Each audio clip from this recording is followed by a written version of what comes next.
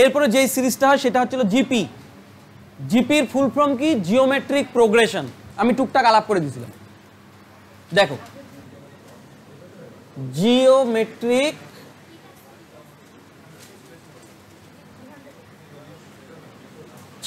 Progression, এটাকে শর্টে বলি জিপি। হ্যাঁ, তাহলে এপি সিরিজ কাকে বলছিলাম? কিভাবে চিন্তা এপি সিরিজ? প্রত্যেকটা পদের মাঝখানে ডিফারেন্স কমন থাকতো। আর জিপি সিরিজ কিভাবে বুঝবো? প্রথম দুইটা পদের অনুপাত যত, পরের দুইটা পদের অনুপাত তত হবে। বোঝা গেল তো?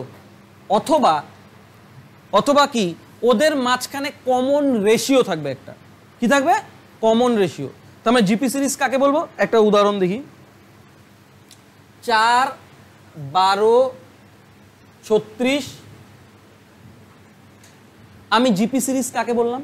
প্রথম দুইটার অনুপাত যা হবে পরের দুইটার অনুপাত তত, তারপরের দুইটার অনুপাত তত। 4 আর 12 অনুপাত কত বলো? 12 আর 36-এর। তার মানে বোঝা গেল তো অনুপাত সেম। আবার আবার দেখো, প্রথমটাকে কত দিয়ে গুণ করলে 12 হয়? তারপরেরটাকে? তারপরেরটাকে? তার মানে এটা কি সিরিজ? GP series. বোঝা গেল তো? এই প্রথম পয়েন্টটা বললাম, প্রথম দুইটা সংখ্যার যা অনুপাত হবে পরের দুইটারও তাই হবে, তারপরের দুইটারও তাই হবে, এরকম ভাবে চলতে থাকবে। আবার প্রথমটাকে যত দিয়ে গুণ করব দ্বিতীয়টা পাওয়া যাবে, দ্বিতীয়টাকে যত দিয়ে গুণ করব তৃতীয়টা পাওয়া যাবে। এই যে সমান গুণফল যত দিয়ে গুণ করব সেইটাকে বলা হয় কমন রেশিও। কি বলবো? Common ratio. তাহলে বলো তো এই সিরিজটার কমন রেশিও কত? এইটার কমন রেশিও 3। কোনো সমস্যা নাই।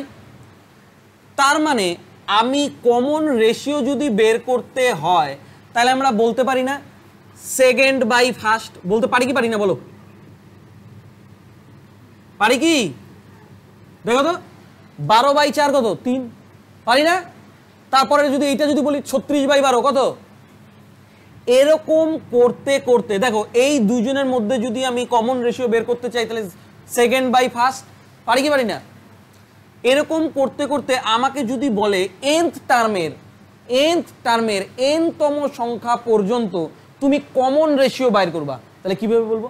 ধরো এইটা আমার n, এইটা আমার n, তাহলে common ratio is equal to কত হবে? nth term by n-1। হ্যাঁ কি না? ভালো করে বোঝো কিন্তু। এই যে সেকেন্ড বাই ফার্স্ট বলছিলাম, কিভাবে বলছিলাম? এই 12 অবধি যদি থাকতো, এটাকে যদি আমি n বলতাম তাহলে n বাই n-1 বলতাম কিনা? nth term by n-1। আমি কি বললাম? Common ratio is equal to কি? যদি nতম পদের, nতম পদ মানে হচ্ছে লাস্ট ইউনিট। ধরো আমি 36 অবধি বাইর করব কমন রেশিও, এইখান থেকে 36 অবধি। তার মানে আমার nth টার্ম যদি 36 হয় তাহলে আমরা nth টার্মটা কত? 36 হলো। তাহলে 36 nতম পদ, এটা nতম পদ, আর এটা কি?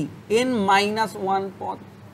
তার মানে 36 যদি এইটা nতম পদ হয় তাহলে n-1 পদ কত হবে? তার আগেরটা 36/12 কত হয়ে যাবে? 3। পদ সংখ্যা বলিনি, তম পদ, পদ পজিশন, সিটিং পজিশন। 36তম পদ, nতম পদ কোনটা? 36। n-1 কত? n-1 মানে আগেরটা। তোমাকে যদি বলি nতম পদ মানে এটা কততম? থার্ড। এটা কততম?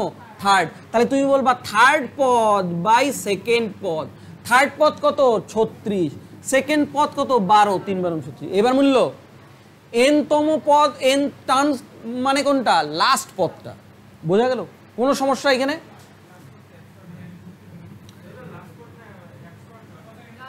আমি এতটুকুর মধ্যে মিলাইলাম, এত। তুমি 108 ধরে করলে 108 দিয়ে হবে, কোনো ব্যাপার না। 108/36 করে দেখো 3 হয়। কোনটা? এইটা কমন রেশিও। আর কমন রেশিও আর দ্বারা ডিনোট করব, আর ফার্স্ট টার্মকে কি দ্বারা ডিনোট করব? এ। কোনো সমস্যা এই জায়গায়? এবার ভালো করে বুঝুন। আমার যদি ফার্স্ট টার্ম এ হয়, কমন রেশিও যদি আমার আর হয়, তাহলে আমার রাশিটা কিরকম হবে? এ, তারপরটা কি লিখবো বলো? এ আর, তারপরেরটা কি বলবো? এটা এ আর, পরেরটা কি বলবো বলো? ভালো করে বোঝো, এ আর স্কোয়ার বলবো। কিন্তু কেমন করে বলবো তুমি বোঝো। এ মানে কত? 4। আমাদের কমন রেশিও কত ছিল এখানে? Common ratio 3। তাহলে 4 ইন্টু 3 কত? 12। এ আর স্কোয়ার 4 ইন্টু 3 এর স্কোয়ার কত হয়? 36। 4 নং 36। তারপরেরটা বলো কি হবে বলো? তারপরেরটা এ আর টু দি পাওয়ার, এরকম ভাবে চলতে থাকবে। যদি তোমাকে বলে এই প্রসেসে বলো দেখি n তম পদটা নির্ণয় করো, n তম, যদি n টার্ম পর্যন্ত যদি যায় n তম পদ কত হবে সেটা নির্ণয় করো। n তম পদ কেমন করে হবে এই জায়গাটা বোঝো। আমাদের কমন রেশিও মাস্ট, জিপি সিরিজে কমন রেশিও মাস্ট। আচ্ছা এইখানে বলো তো আর কত? আর টু দি পাওয়ার কত? 0। আর টু দি পাওয়ার কত? 0। আমি শুরুর থেকে তোমাদেরকে বলে আসছি something to the power 0 is equal two 1। তার মানে a ইন্টু 1 কত? 1। Something to the power 0 is equal two 1। এখানে আর টু দি পাওয়ার 0 হলো, বলো তো এইখানে আর টু দি পাওয়ার কত হবে? এইখানে এরকম করে চলতে থাকবে তো। ভালো করে বোঝো, এইটা হচ্ছিল ফার্স্ট টার্ম, এইটা ফার্স্ট টার্ম। তাহলে ফার্স্ট টার্মে আর টু দি পাওয়ার কত? 1 কম 0। সেকেন্ড টার্ম, এটা যদি সেকেন্ড টার্ম হয় তার মানে আর টু দি পাওয়ার কত হবে বলো দেখি? 1 কম আর টু দি পাওয়ার 1। নিজেরা দেখো ডিফারেন্সটা বুঝতে পারতেছো ঘটনাটা কি হইতেছে? তৃতীয়তম পদে কি হবে বলো তো? আর এর পাওয়ার কত হবে? থার্ড বলছে, তার মানে 1 কম, আর এর পাওয়ার কত হবে? আর স্কোয়ার। এটা বলো তো কত হবে? তার মানে এটা আর এর কি হবে? যেহেতু এটা ফোর্থ টার্ম তার মানে আর এর পাওয়ার, বোঝা গেল তো? তাই এইভাবে যদি আমি n এর টার্ম পর্যন্ত যদি যাই তাহলে আমার n তম পদ কি হবে? এ মাস্ট কিন্তু আর এ ইন্টু আর, কিন্তু এর পাওয়ারটা কি হবে বলো তো? n-1। বাহ, ভালো বুঝাতে পারছি তো। তাহলে লাস্ট পদটা কত হয়ে যাবে? a into r to the power n-1। বাহ, বোঝা গেছে তো? বুঝতে পারতেছো? কোনো সমস্যা নাই তো? আমি তোমাদেরকে যদি বলি এই সিরিজের এদিকে তাকাও, এই সিরিজের 7th পদটা নির্ণয় করো। এই সিরিজটার 7তম পদ বলো তো? a into r to the power 6। কোনো সমস্যা নাই তো? আমি এবার যদি তোমাকে নাম্বার দিয়ে বলি বলো তো এইটার 4, 12, 36, 108 6th টার্ম বের করো। 6th টার্ম বের করো। আমি বললাম 6th টার্ম। তাহলে তোমাদের সূত্র কি 6th টার্ম বের করার? এটা কিন্তু জিপি সিরিজের 6th টার্ম কত? a ইন্টু বলো সোহিনী, এ আমাদের কি ফার্স্ট টার্ম কত বলা আছে? 4 ইন্টু আর কমন রেশিও কত? 3 ইন্টু দি পাওয়ার 5। এটা ক্যালকুলেশন করলে যেটা আসবে সেইটা 3 টু দি পাওয়ার 5। কোনো সমস্যা নাই তো? তাহলে বোঝা গেল? বাস। এইবার জিপি সিরিজের সামের সূত্র ডাইরেক্ট বলে দিই, এখানে বোঝার কিছু নাই, একদম ডাইরেক্ট সূত্র বলে দিই। Sum is equal sum of GP geometric progression. Sum of GP কি বলবো?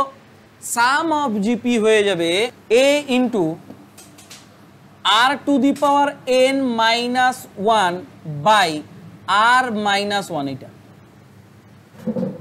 সাম অফ জিপি কি হয়ে যাবে? a into r to the power n-1 by r-1। বোঝা গেল? সাম অফ জিপি হয়েছে। যদি এবার আগের দিনের মক সেটটা নিয়ে আসো সেটা বাইরে করো।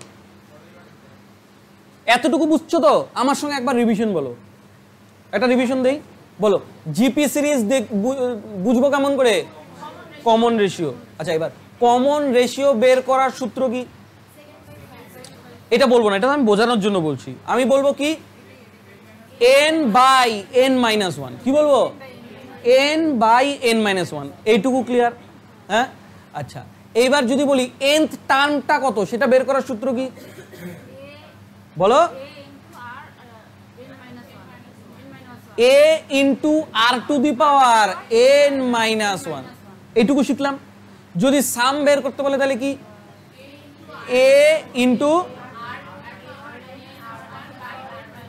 a into r to the power n minus one by r minus one. বোঝা গেল? কত নম্বরে যাবো উনি? এবার দেখো ঘটনাটা, তোমরা তো কালকে এটা ধরে ধরে করছো 100%, কালকে ধরে ধরে করছো না?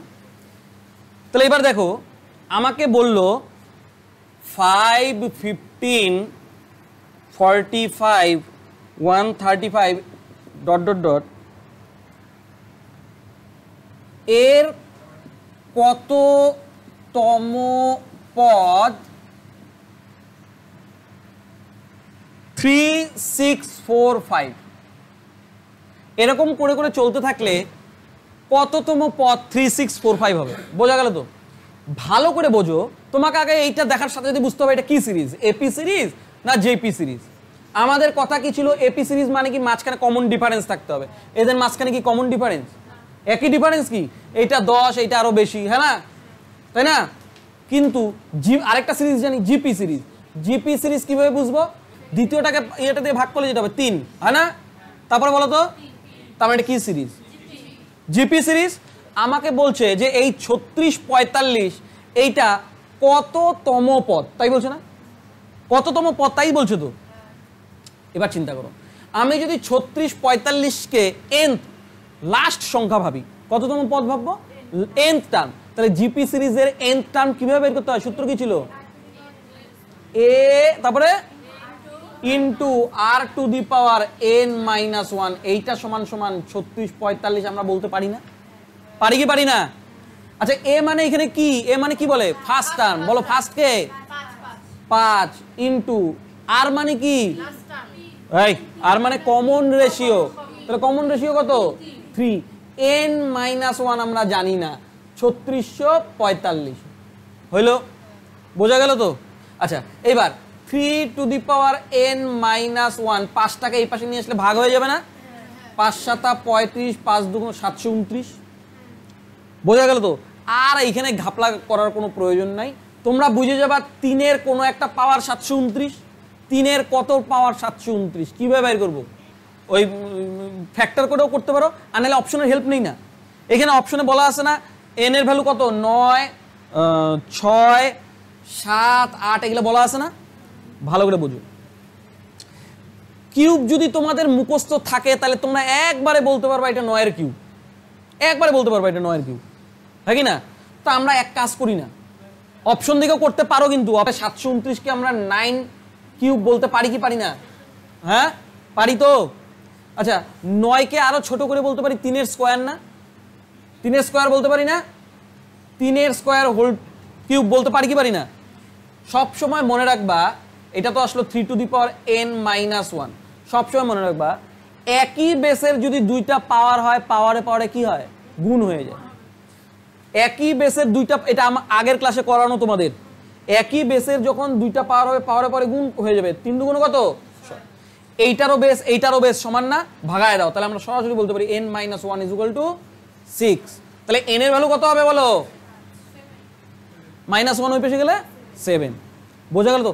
অপশন দিকেও হয়তো, কিন্তু আরেকটা দেখো, আরেকটা দেওয়া আছে 85 নাম্বার দেখো, 85 নাম্বার দেখো, একটি হরিণ প্রথম সেকেন্ডে 4 ফুট লাফায়, পরবর্তী প্রতি সেকেন্ডে 1 ফুট অতিরিক্ত লাফাতে পারে, তবে 10তম সেকেন্ডে হরিণটি কত ফুট লাফাতে পারবে? এটাও তোমরা ধরে ধরে করছো আমি জানি, তাই না? তোমাকে দেখো হরিণটা প্রথম সেকেন্ডে কয় ফুট লাগাবে? কত ফুট লাফাবে? দ্বিতীয় সেকেন্ডে, তৃতীয় সেকেন্ডে, এরকম করতে করতে কততম বলছে? এটা first, second, third, fourth, fifth, six, seventh, 8, 9, 10, এইখানেও কতটুকু লাফাবে, হ্যাঁ না? হ্যাঁ কি না? তার মানে এইখানে মাঝখানে গ্যাপ দেখো তো কত করে। তাহলে এটা এপি সিরিজ না জিপি সিরিজ? আমি তোমাদেরকে শিখাই দিছি না? তাহলে আমাকে 10তম পদ কত সেটাই তো বের করতে বলছে। তার মানে nth পদটা কত হবে? কি বের করে? a প্লাস তারপরে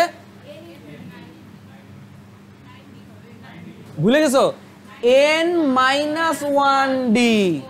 তার মানে এর ভ্যালু কত? 4 প্লাস n এর ভ্যালু কত? n এর ভ্যালু হচ্ছে তোমার 10 -1 9, কমন ডিফারেন্স কত? একই। তাহলে 9 4 কত? ধরে ধরে করতে লাগে, একবারে 10তম পদ বাইর করে ফেলাবো। তাহলে এটা এপি সিরিজ ছিল, পড়ায় দেওয়ার পরেও করতে পারে না। পরীক্ষা এরকম দিবে 100তম ইয়েতে কত লাভ হয় বাইর করো এবার ধরে ধরে, সময় শেষ হয়ে যাবে।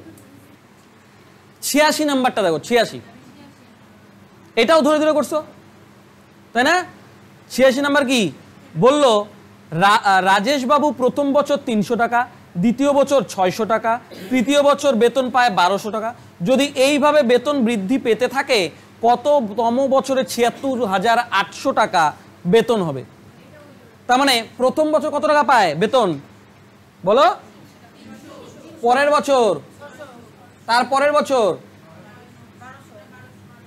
এরকম করতে করতে 76,800 টাকা বেতন কততম বছরে পাবে বলো? এটা এপি সিরিজ না জিপি সিরিজ? কেমন করে বুঝলা? 3 দুগুণ 600, 6 দুগুণ 1200, বোঝা গেল তো? তাহলে এই 76,800টা কততম পদ? এনতম পদ। এনতম পদই বাইর করতে হবে। তাহলে কিভাবে শিখবো? এনতম পদের সূত্র কি? a into r to the power n minus 1 is equal two 76,800, তাই কি না? তাহলে বলো এর ভ্যালু কত? 300। কমন রেশিও কত? Common ratio 2। 2 to the power n minus 1 is equal two 76,800 হলো কি না? 300 ওই পাশে গেলে কি হয়ে যাবে? 3 দুগুণ 6 7 16 3 5 15 256, হ্যাঁ কি না? তাহলে এবার আমরা অপশন দেখেও করতে পারো, এমনিও করতে পারো। আচ্ছা 256কে ফ্র্যাকশন করে দেখো তো কত আসে? কত বলতে পারি 256কে? দেখো 256, 2 দিয়ে 2 কে 2, 2 দুগুণ 4 5 16 8, 2 6 দুগুণ 12 4 দুগুণ 8, 2 3 দুগুণ 6 2 দুগুণ 4, 2 16, 2 8, 2 4, 2 2, বলো কতটা 2 এর গুণফল? কতগুলো 2 এর গুণফল বলো? 1 2 3 4 5 6 7 8 বলতো না? তাহলে আমরা এটা কি বলতে পারি? 2 to the power n minus 1 is equal to 2 to the power 8 বলতে পারি না? পারি কি না? তাহলে নিচের বেস সমান 2 কে ভাগাই দিই, তাহলে আমরা বলতে পারি n minus 1 is equal to কত? 8। তাহলে n এর ভ্যালু কত? তাহলে বলো কততম বছরে ওর ওই বেতনটা হবে? 9ম বছরে। বোঝা গেল তো? হ্যাঁ, ক্লিয়ার তো? কোনো সমস্যা নেই।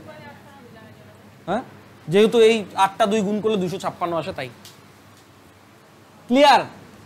জিপি সিরিজ অবধি বুঝলো তো? আচ্ছা বলো জিপি সিরিজের কমন রেশিও কিভাবে বাইর করতে হয় বলো? Common ratio n by n minus 1। এই জিপি সিরিজে ওই তোমার nth টার্ম কিভাবে বাইর করতে লাগে? a into r to the power n minus 1।